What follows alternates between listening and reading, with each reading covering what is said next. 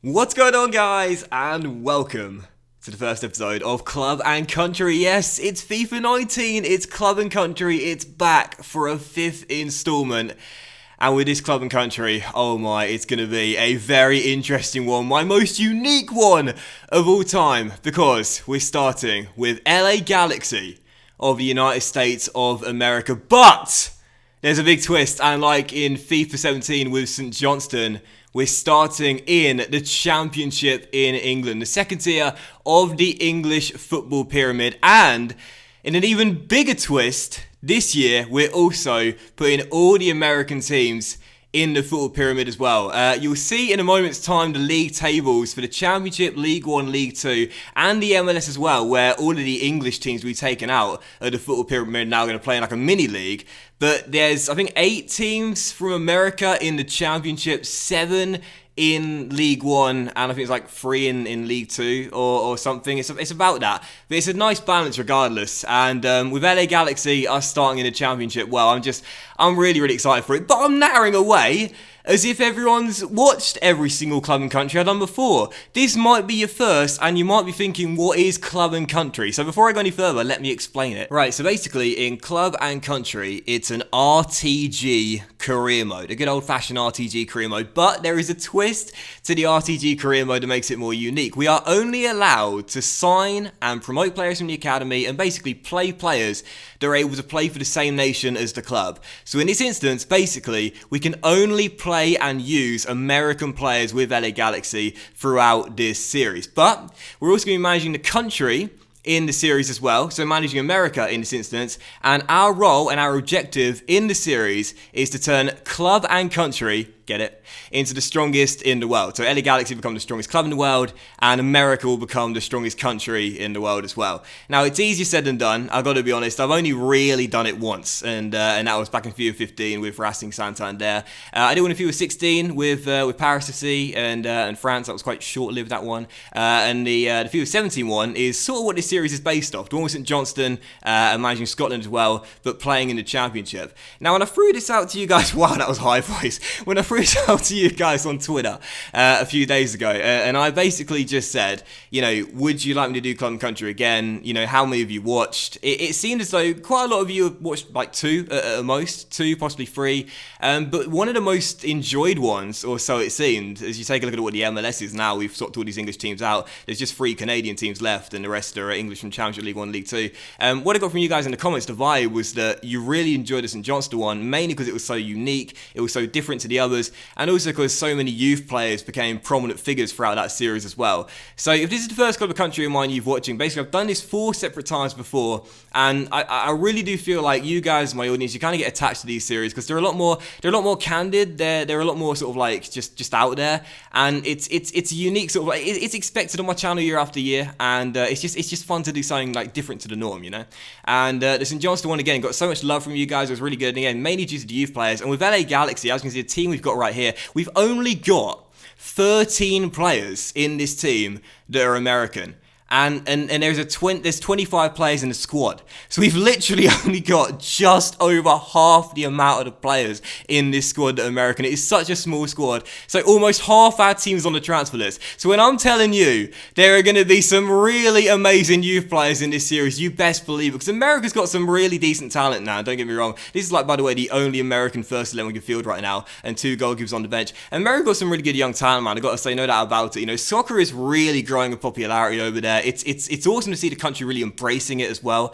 After, you know, you would probably say a slow start to its sort of like foundations, the MLS. You know, so long it was considered just a retirement league, a bit of a novelty. No longer. I really don't think that anymore. I really, really don't. Soccer is really growing in popularity there immensely, and they got some really decent talent as well. And Christian Pulisic, probably the biggest name you would pull from the hat, no doubt. But there's some really talented youngsters as well, like Weston McKennie as well. He's a really, really talented youngster playing for Schalke right now. Had him on Football Manager save with Millwall, so that's why I speak so fondly of him. But they've got some decent talent, but we know for sure that if we're going to get some real well beaters in the future for America, we are going to need the premier youth players. And I tried to, by the way, get a new 5-star to appear in the scouting select by doing the old trick where you hire and fire one immediately.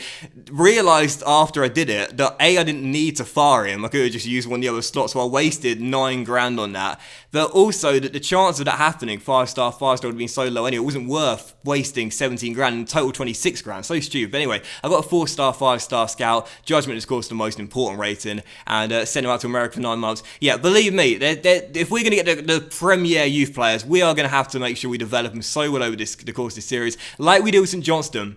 And again, that's why you guys really like that save or so it seemed, because the youth players were so prominent. They became legends of that save. Old Man Barry is probably the name you think of when you think of a club and country youth player. And that's Barry Hamilton as well. That's Barry Hamilton right there. He's bold.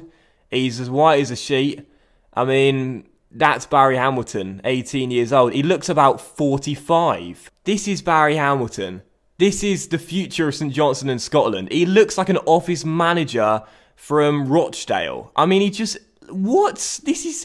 doesn't even look like an 18-year-old. What 18-year-old looks like that? I don't even know. This game, he looks like he's about 4 stone overweight. This is mental. So I tell you, there's going to be some big names in this one, no doubt about it. And yeah, I'm excited for this, man. I'm really, really excited for it. Club and Country is back, 5th installment, and it's going to be really fun.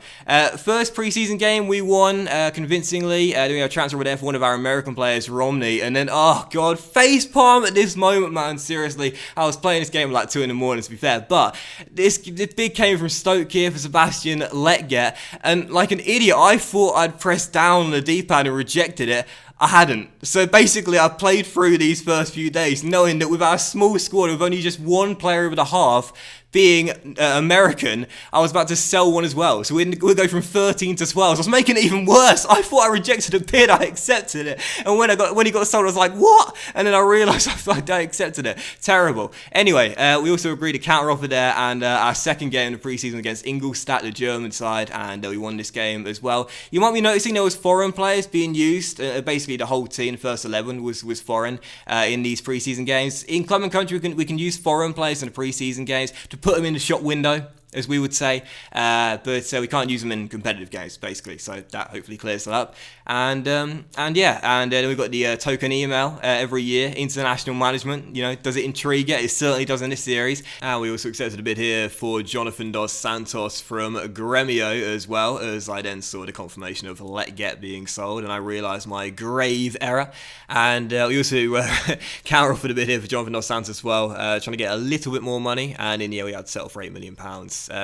We did settle for £8 million, just like the first we had as well. So it's now up to Dos Santos to choose whichever he prefers. And yeah, so straight away, trying to make sales. The squad is so small with 25 players only. I'm still making sales because we can't use these guys, so it's just best to get them out of the club early, if you will, and then we can just reinvest the money like as soon as we've made a dent, if you will, in transforming the club. So I kind of like to do it in waves, like we shift a few players, we sign a few players. We shift a few players, we sign a few players. And that's exactly what we're doing here. Shifting first. And then we lost our third and final pre-season game here. It was strange, but that was the only game we fielded a almost entirely American team. And we lost. Yet the 2 we won were the ones when we're using foreign players, which we can't use in the entire series. So, not great confidence moving forward, I must admit. But, it's always early days. You can't read too much into it. But we still made it through the group regardless, finishing in second and making it to the semi-finals, take on Deportivo. And we had a bid here for Boateng, and we accepted this bid as well, as we were still making moves in the sales department, but none in the signings. And I have my own shortlist, and you'll see that in just a moment's time, but yeah, it's a definite question for you guys today. If you could leave me a comment down below, you see Dos Santos, both players here, leave for £8 million. I think it was £4 million respectively. If you could leave me a comment today and give me some signing suggestions for America, please do so. You see the shortlist on the screen right here. These are the players that I've scouted or I am scouting right now. But if you've got any more players suggestions for me, then let me know in the comment section down below, and I'll pop them on the shortlist. And you never know, we might sign them some in this window, maybe in the next episode. So yeah, leave me some comments and give me some signing suggestions for the club. club, for the country as well. But anyway, the first player I went after was Christian Roldan, because I felt to myself, we're playing a 3-5-2, or that is the default formation with LA Galaxy. I want to make sure the spine of the team is really, really strong. And this guy, you guys love me. You guys do know me, and you love me, hopefully. And you know I love a hard-working midfielder and someone that's got energy for days, doesn't stop running. And Christian Roldan, this guy, he just stuck out to me straight away. He's a young lad, 73 overall. It's not the best, but we signed him for £5.4 million, and this guy, I think he's going to be the industrious worker in this LA Galaxy team. He does the nitty-gritty stuff. He's got the high work rates. He's 23 years old, so again, he's a young lad. Believe me, 23 is young, guys. I wish I was still 23. He's a young lad, but he's got 89 stamina, and that's what drew me to him. He seems comfortable on the ball. He can make a tackle, and the high work rate with the engine speciality. One of my favourite specialities in the game. I'm already happy I bought this guy as my first signing. He's the #1 signing for LA Galaxy, the first of the series, and I've got to say, I'm excited. I see perhaps a future leader there. I really do. So making a statement early with LA Galaxy, bringing in this 23-year-old, the industrious midfielder. Again, future captain, future leader, who knows, but he's in the team and the first sign in the series. And then I went after this guy, Ayo Akinola from Toronto FC. Now this guy is quick. He's got pace. You saw that. I think it was 89 acceleration and 87 sprint speed. We paid the release clause. That was around £800,000. We didn't bother negotiating. We went straight in with the cash and they couldn't turn it down. We agreed a contract just 2.2 grand a week. That's absolutely nothing. And I like this kid. 60 overall, it's poor, but it's actually 87 acceleration, 88 sprint speed, but still very, very quick indeed. The technicals certainly need work. There's no doubt about that. He's got a 3-star weak foot. He's got high, medium work rates, and he's only 18 years old. So this guy's got a lot of room to develop. And in this small squad regardless, he'll get the playing time in his first season, absolutely no doubt about it. So 2 quick signings there, Roland and also Akinola, and I like looking at both of them. I really, really do. Look very, very talented youngsters, and again, 23 is young, alright? 23 is young, believe me. Anyway, we beat Deportivo in the semi-finals of the pre-season tournament. That put us through to the final. Excellent stuff. And then we went after a third signing, Chris Durkin from DC United, 18 years old, and like I said with Roldan, we want to make sure that the spine of our team is strong. We need to make sure we shore up our defense as well, because it's obviously quite weak right now. And this guy, 18 years old, defensive midfielder, we put an evaluation bid, it gets accepted. And then we did a squad rotation for the squad role. We agreed on, I think it was 4 years for the contract. Oh no, 3 years for the contract. We denied the release clause and we went straight in with the salary. And as you can see, Durkin became our third signing. And this guy could perhaps be a ball-playing centre-back. This guy could perhaps be a ball-playing centre-back in this team. He's only 18, but he's 6 foot, so he's tall enough to play as part of a back three. And as one that's comfortable bringing the ball out from the back. And just making sure they distribute the ball cleanly to a midfielder, like to roll down in the team. I can see this guy being a ball-playing centre-back. If we train his defensive stats, I can definitely see him becoming a ball-playing centre-back, no doubt about it. Because he's going to be able to pass, no doubt about it. Defensive midfielder by trade, but I can definitely see perhaps ball-playing centre-back material in Chris Durkin. And 18 years old, plenty of time for him to develop into one. But we probably will play in defensive midfielder to start with in his more natural position and then ease him back later on. But I went for a 4-signer regardless. Thought, may as well. We've got the cash right now. We've got about 25 million in the budget. May as well keep on making those signings. And went in for Reggie Cannon from SC Dallas, 20 years old, right back. We accepted a second counter offer eventually. We gave him to £1.25 million. Not that much regardless for a 20-year-old. And it's 68 overall. It's not the best, but again, he's got a lot of room to develop. We timed down to a 4-year deal. Again, the salary is really low. Once again, you see we've got so many agents in these bids here, in these contract negotiations here, asking for a release clause. No!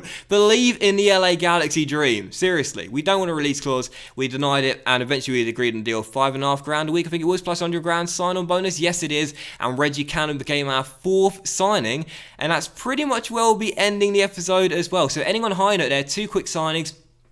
Cannon is in, and I gotta say I like to look at this guy as well. Definitely as a defence-minded wide midfielder, bags of energy, bags of pace, or perhaps for a wing-back as well. He's got the pace. He's got 86 acceleration, 85 sprint speed. Going forward, you can see this guy could definitely be a threat. 57 crossing, not the best, but defensive stats are really decent already, 68 overall. And you go with a high work rates. I love the energy. I love the work ethic. 82 stamina, not bad either. You know what sort of team we're building here. An industrious, productive, young American team. And that is going to bring us to the end of the first episode of Club and Country. So thank you very much for watching, guys. I really hope you have enjoyed it. If you did enjoy today's episode and the series opener, then please drop a like, as likes are, of course, very much appreciated, and really help the channel out as well. If you're new to the channel, click the subscribe button, and yeah, I'll see you for episode number 2, the preseason final, some more signings as well. Let's make America great again. USA! USA! USA!